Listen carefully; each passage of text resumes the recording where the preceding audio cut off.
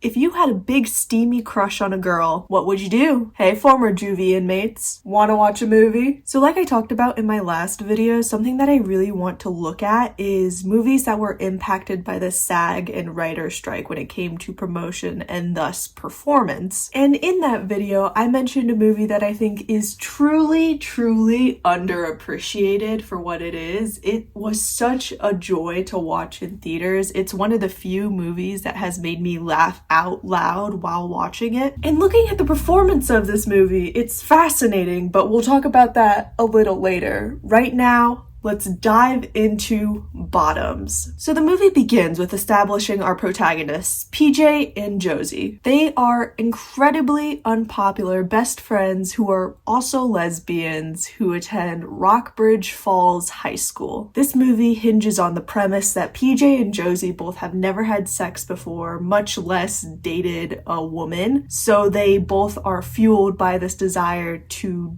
date / hook up with someone before they go off to college. Josie and PJ both pine for these different cheerleaders at their school. Josie is really attracted to Isabel, who is dating the high school football quarterback Jeff, and PJ has a huge infatuation, I'll say, with Brittany. And it's really interesting just from the get-go seeing how Josie talks about Isabel versus how PJ talks about Brittany. And it's just so fascinating that already you can see how these two are as individuals. And we're like 5 minutes into the movie. Anyway, at the beginning of the school year, they have this sort of back to school festival, carnival thing, whatever you want to call it, where PJ and Josie see that Isabel is fighting with her boyfriend, Jeff. And Jeff is this massive man baby in this movie, which is incredible because every single character of this movie is just a stereotype taken up to like 100, so it's a lot of fun. Anyway,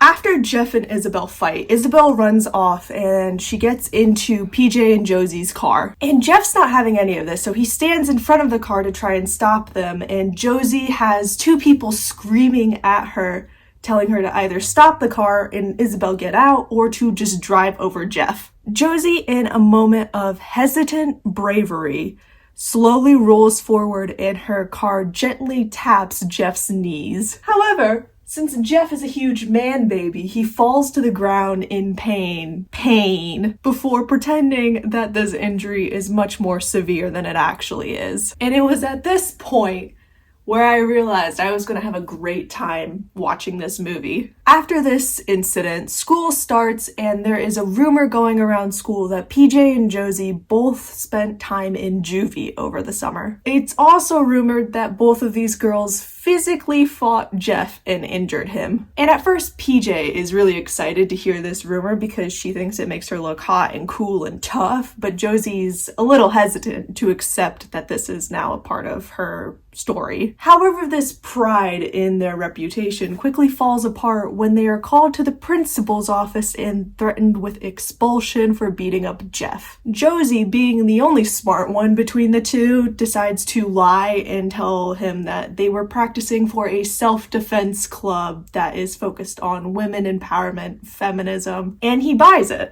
And now that this is the bit that they are a part of, Josie and PJ have decided to start their own self-defense club, PJ mostly doing it so that she can sleep with hot women. And another character who comes along and is sort of a part of PJ and Josie's friendship, but also PJ shits on her a lot, is Hazel. Hazel is one of the sweetest individuals in this entire movie. She's the reason that the club even exists and has members. She is just so lovely. In order to make their club official, something that they need to do is get an academic advisor to sort of supervise and make sure that nothing illegal is happening. But since they are running an underground fight club, essentially, they decide to go to Mr. G, who is the history teacher going through a divorce, and he's very despondent to everything around him. And so with an academic advisor and Hazel finding members for the club, they are now off teaching these girls how to defend themselves. And since PJ and Josie have a reputation of being in juvie, they are sort of the leaders in terms of showing the other girls how to fight each other. And in the beginning, it's very rough and messy and not cohesive at all. but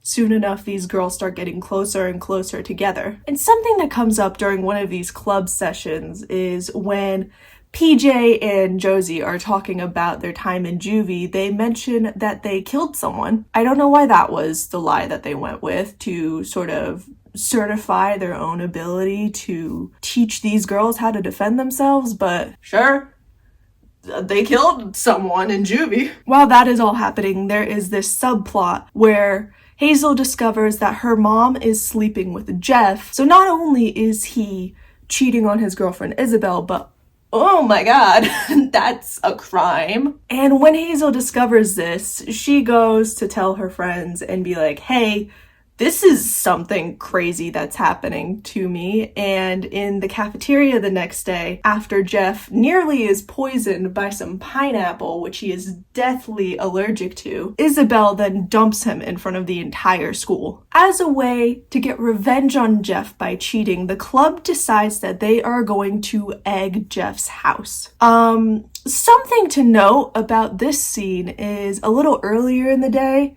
PJ made a sarcastic comment to Hazel about how they should blow up Jeff's car, but Hazel does not fully understand sarcasm, and so she actually blows up Jeff's car, which is great. And since the club has now committed a legitimate crime, they're now faced with disbandment. PJ and Hazel bicker because Hazel actually wants to keep this club going because there's some genuine friendships that are being formed and they are actually getting really close. PJ, on the other hand, just wanted to sleep with hot women, so she's not too invested in this. So PJ and Hazel have this huge argument in front of the entire club where then PJ calls Hazel a loner, and everyone is really uncomfortable by that. The club sort of starts to fizzle out because of this argument, and Hazel starts to be more withdrawn from her friends. And following this, everyone starts to kind of go their separate ways after this specific meeting. Isabel goes over to Josie's house where they end up sleeping together, and PJ goes to Brittany's house where PJ kisses Brittany, and then Brittany tells her that she's straight. And it's this moment where everything is sort of coming together, where Isabel and Josie are having a great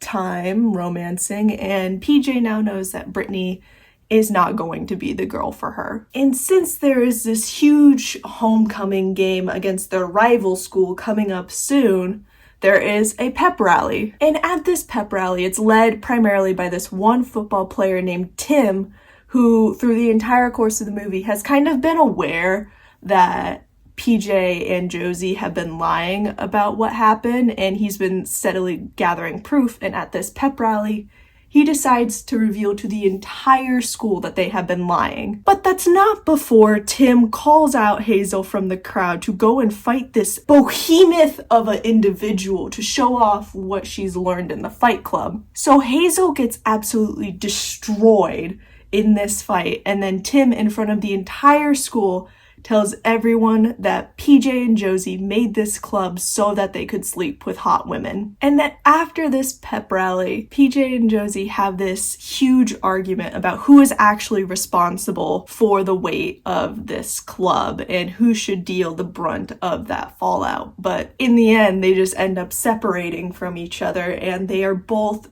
ostracized by the school. If they weren't loners and losers in the beginning of this movie, they for sure are now. Lost and confused with what to do in this situation, Josie goes to her childhood babysitter, Rhodes, who watched her and PJ when they were younger. Rhodes reveals that there is a tradition where Huntington High School individuals, typically the football team, kills a member of Rockbridge Falls football team. So in an attempt to prevent this, PJ and Josie end up reuniting at the football game and working together to stop this from happening. As they're figuring it out, they reunite with the rest of the fight club, and they are able to convince most of them to help stop this plot to kill one of their football members. And something that they realize during their investigation is that Huntington High has made a bunch of pineapple kegs, essentially, that are filled with pineapple juice, and they're routed to the sprinkler system that is going to set off killing Jeff. So in an attempt to stall the game and distract from what's happening on the field,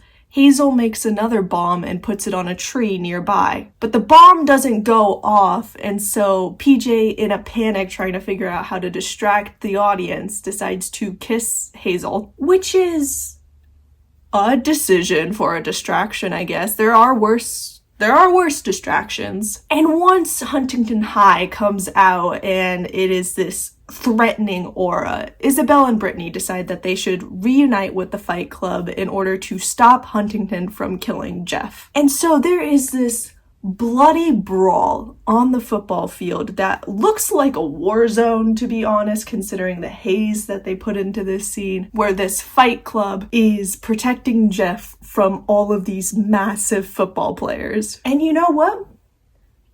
The Fight Club wins. The players of Huntington are left in this bloody heap. Some of them look like they are for sure dead, but it's clear that the Fight Club won and they protected Jeff. And since this is a campy movie, the club is celebrated for protecting Jeff, and Josie and Isabel reunite on the football field. As Josie and Isabel kiss, the tree bomb finally goes off. As we leave this movie, it seems like it'll all end in a happily ever after, and thus ends Bottoms. And like I mentioned in the beginning of this video, there are a few different things I want to look at when we talk about the success of this movie, so you know by now, we gotta talk about numbers first.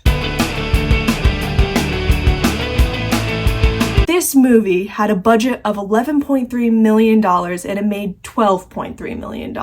And while that's technically a profit, in the movie world, that is nothing. And I think that this movie had a projected higher box office, so it's interesting to look at that number. This movie is very much made for Gen Z, and it's interesting that it didn't take off in the way that I think they expected it to. So let's look at the reviews and see maybe there's something there that would imply why it didn't take off. On IMDb, it's got a 6.9 out of 10 with 22,000 reviews and a Metascore of 74. On Rotten Tomatoes, it's got an 89% audience score with a 90% on the tomato meter. Broadly speaking, this is a very well enjoyed movie. Audiences seem to appreciate its over-the-top satirical take on these campy high school films. So, if it was well liked by the people who saw it, why didn't it take off? That's where I believe this is the biggest example of a great movie that suffered from the strikes. Now, like I said in my last video, the strikes were long overdue because for years, writers and actors have been neglected and taken advantage of by studios. I think that because these actors weren't allowed to talk about the things that they worked on during the strike, a lot of movies that they worked on suffered. I think that this is one of those examples. The trailers for this movie seemingly were shown in a few different places. YouTube, Hulu, and Twitter were the big three ones. And it seemed like, based on my research, if you didn't see it in one of those three locations, then you just didn't know about this movie. And it's one of those things where it seems like word of mouth promotion was something that helped this movie gain success. But when you have actors with such an active social media presence, you also need their support and their ability to talk to their audiences to show off these films. A lot of the advertising for this movie was either hyper-targeted ads, which did not reach the masses of the communities that I think they wanted to target, but also the actors couldn't talk about what was happening in this movie, so a lot of it had to be word of mouth. And I think that Bottoms is such a unique movie to point to in terms of a movie that did not take off the way it was supposed to because of the strikes. This movie is so fascinating to look at when it comes to talking about movies that were impacted by the strike, because theoretically, this is a movie that should have been very successful. The writing and design are incredible. I loved watching it. It was very ridiculous, very over the top, very satirical, but it was fun. It's such a ridiculous and fun journey to go on, so it's one of those things where seemingly if you watched it, you liked it, but if you didn't hear about it, then it just completely flew under your radar. And most of the negative reviews that I saw were once again critiquing fun and comedies, and how people didn't understand the satirical nature of the film by complaining that a lot of the actors and characters in it are just stereotypes. That was the point of the movie. It was to poke fun at those stereotypes and to display this over-the-top high school comedy. And it's one of those things where I think a lot of people are experiencing movie fatigue right now. At least in the MCU, I have noticed a lot of people talk about movie fatigue, but I've also seen a lot of overly hated projects coming out in that franchise, and a lot of movies and TV shows getting essentially dislike bombed because they aren't what their core audience wants to see. Core audience in the sense of straight white men who don't want to see anything other than other straight white men blowing stuff up on their screens. I think movies are slowly and steadily moving towards more inclusive stories. Sure, we're not at a perfect point when it comes to film, but we have been seeing more and more women on screen, more and more strong women on screen in particular, and more films that are directed by incredibly talented women. It's one of those things where as the space gets more and more open to those marginalized communities, there is this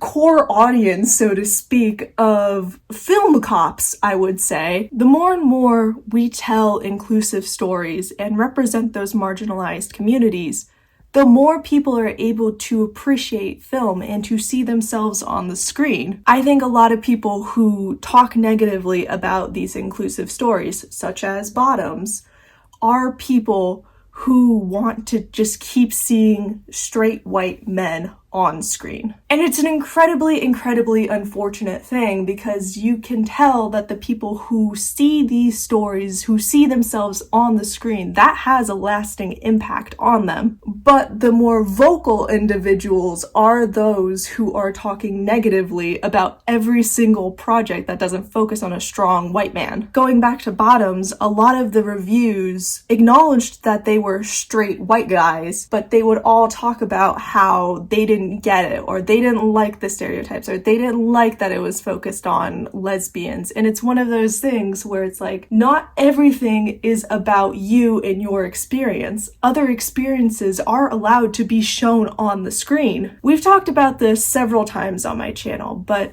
there reaches a point where you need to examine how much merit your own opinion and your own experience should have whenever you're reviewing for the masses. I talk about on my channel that you are allowed to have a very different opinion than what I have because my experiences and my interpretations of art are what influence me to like certain projects over others. Your experiences and your interpretation of the arts allow you to have your own opinions, and that's an incredible part of the arts. But there also reaches a point where I know that my opinion isn't always the number one opinion that should be listened to. The only opinion that I will ever enforce onto anyone is that we should all at least watch it once to form our own opinions. You don't need to like everything that you watch.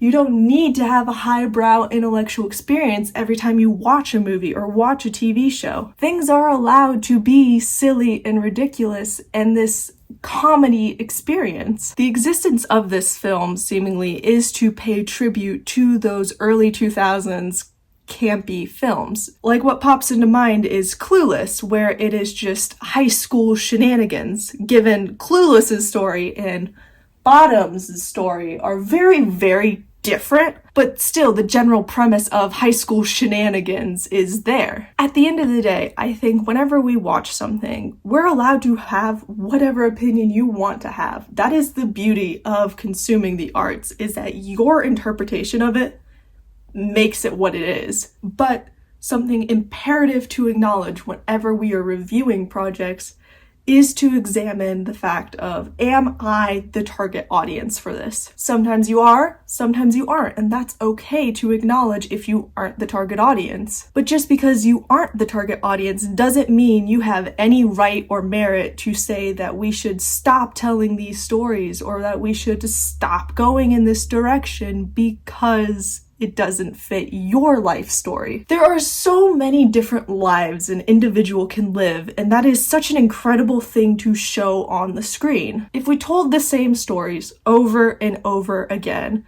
movies would be so boring, guys. And I think people take that for granted sometimes, of if it was truly the same thing over and over and over again, you would get so burnt out. For example, Pixar and Disney. There's a reason why they have started to diversify in terms of stories that you are telling. Because you can only tell the same story so many different ways before you run out of ideas. Or let's look at the MCU, where there is a reason why there are so many different projects focused on so many different characters. Sure, it's a lot right now in the MCU to try and keep track of everything that's happening, but one person's favorite character is very different than what your favorite character is. And why does your character deserve a solo project and the other character doesn't? The first example of this that pops into mind is the Marvels, where it got dislike bombed to hell and back. It is insane reading some of those reviews where they talk about how they hate the woke and progressive direction that the MCU is going in. The reason why it is going in that direction is because it needs to keep going. The franchise needs to keep moving forward in the direction that society is moving. Sure, the multiverse is a thing that they're covering in the MCU right now, but the biggest reason why there are so many solo projects right now is because there are so many devoted fans for so many different heroes. Not everyone is going to be a super huge fan of Iron Man or Thor. Some people love Miss Marvel, or they love Black Widow, or they just want something silly to watch. And there's a whole other thing about the MCU in a post-Endgame society that is its own conversation, and that entire franchise is a whole... That'll be covered about, but not in this video. I'm just giving you examples as to why different stories need to be told. At the end of the day, Bottoms is such a good movie in my opinion. It is funny, it is ridiculous, and I loved that there was a story about queer people that could just be funny. There's this trope oftentimes in movies and TV shows where if there is a queer character, they are either a harmful stereotype or they die. It is one of those two things. And so watching a movie where these characters are flawed and there's so much nuance within their own sexuality and difficulties that they have to overcome their own mindset around who they are as individuals, but it's told in a comedic light, is such an incredible experience. Not every story told by a marginalized community needs to be a tragedy in this emotionally harrowing experience. Some of them can just be fun, and that is perfectly fine, and that should even be celebrated. Just because a movie isn't made about a straight white man protagonist doesn't mean it's a bad movie. I think people just need to be more aware about their perspectives when it comes to talking about these films. Anyway, I'll leave it there because we got a little sidetracked at the end talking about the MCU. Let me know if you've watched Bottoms before. I truly did enjoy watching this movie. It is a great time. It's just one of those silly, mindless comedies that you can watch and enjoy. And if you made it to the end of the video, dude, thank you so much for watching. I appreciated all the love on my No Hard Feelings video, and so I thought, let's examine this movie so we can kind of wrap out the bookends of the SAG strike, it seems like, where No Hard Feelings was towards the beginning of the strikes and Bottoms was towards the end of the strikes. I have some longer form videos on the way soon. A lot of franchise reviews that are just taking like a while to make because I have my job and then it takes a while to script these videos, believe it or not. Don't worry, I'll still keep making these reviews because I have a lot of fun making these videos. Just being able to talk about the arts and why they're so important for everyone to feel as though they're being represented. It's such a beautiful thing that I think is just under-celebrated and underappreciated. To stop myself from going on another monologue, I'll send a little smooch your way, and I'll see you next time.